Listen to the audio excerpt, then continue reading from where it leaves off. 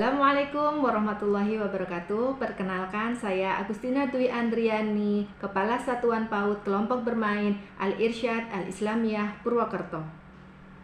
Di tahun ajaran 2023-2024, kami sudah menggunakan screening perilaku sosial dan emosi peserta didik dengan Strike Difficulties Questionnaire atau SDQ untuk menstimulasi perkembangan peserta didik dengan maksimal. Satuan Pendidikan Al-Irsyad Al-Islamiyah Purwokerto terletak di Jalan Slamet Riyadi nomor 35, Kelurahan Sokanegara, Kecamatan Purwokerto Timur, Banyumas. Kelompok bermain Al-Irsyad Al-Islamiyah membuka 4 rombongan belajar dengan jumlah peserta didik 58. Dalam proses penerimaan peserta didik, kelompok bermain Al-Irsyad Al-Islamiyah Purwokerto melakukan wawancara pada calon wali murid dan observasi peserta didik.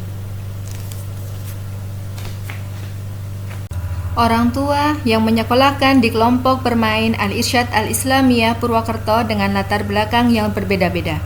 Dari hasil wawancara didapatkan berbagai macam cara pengasuhan yang dilakukan oleh orang tua yang mengasuh langsung ataupun peserta didik yang diasuh mbak atau asisten rumah tangga.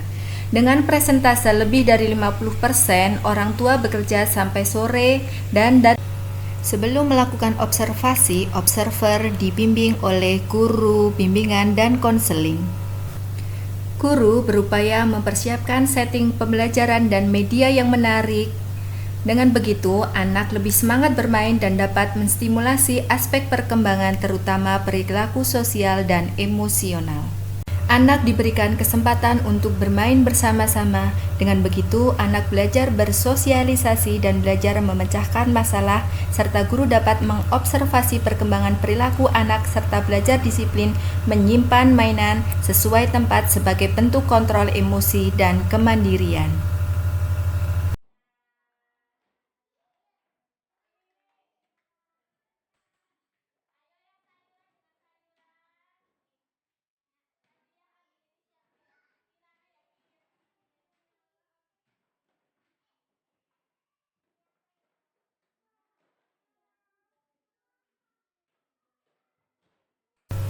Dari hasil screening SDQ, saya sebagai kepala sekolah bersama guru bimbingan dan konseling bersama-sama guru membuat rencana kegiatan untuk menstimulasi perkembangan anak dengan maksimal. Di kegiatan kelompok kerja guru atau KKG juga sebagai ajang berbagi praktik baik yang dilakukan oleh guru-guru di dalam kelas serta merencanakan modul ajar bersama sesuai dengan kebutuhan masing-masing kelas. Di dalam kegiatan tersebut, masing-masing guru membuka apa yang menjadi masalahnya di dalam kelas, saling mengisi untuk memecahkan masalah yang terjadi di satuan pendidikan, terutama terkait dengan perkembangan anak di masing-masing kelas.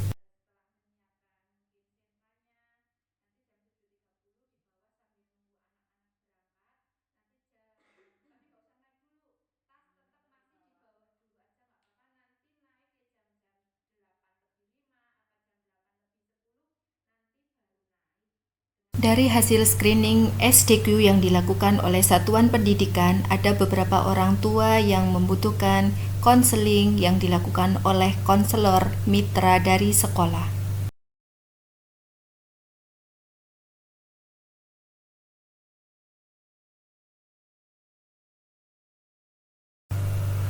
Aksi selanjutnya yang dilakukan dari hasil screening adalah kegiatan home visit dengan tujuan utama dalam kegiatan home visit adalah tahu riwayat perkembangan dan pola asuh di rumah.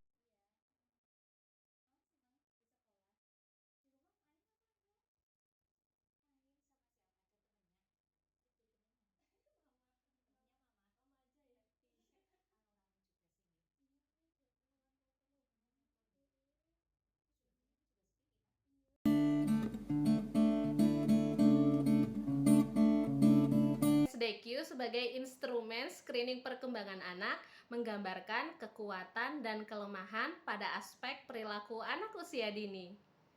Dari hasil screening SDQ, guru bimbingan dan konseling membuat program dan merancang program tuntas emosi.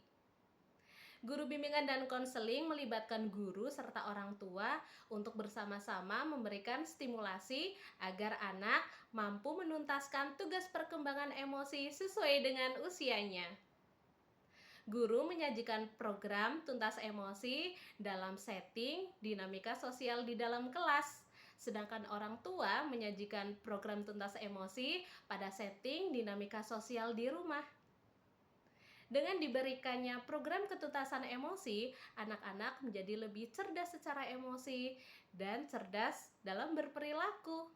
Sebagai guru, dengan dilakukannya screening menggunakan instrumen KPSP dan SDQ di awal tahun ajaran baru, membantu dalam proses perencanaan pelaksanaan proses pembelajaran. Saya menjadi lebih mudah mengkomunikasikan hasil perkembangan saat penyerahan hasil laporan perkembangan di dalam progres dan rapor. Dengan adanya program sekolah, anak-anak dapat terstimulasi perkembangannya dengan maksimal. Tidak hanya aspek kognitif yang dikembangkan, namun aspek perilaku sosial dan emosi menjadi perhatian juga, di mana anak-anak siap untuk terjun dalam masyarakat.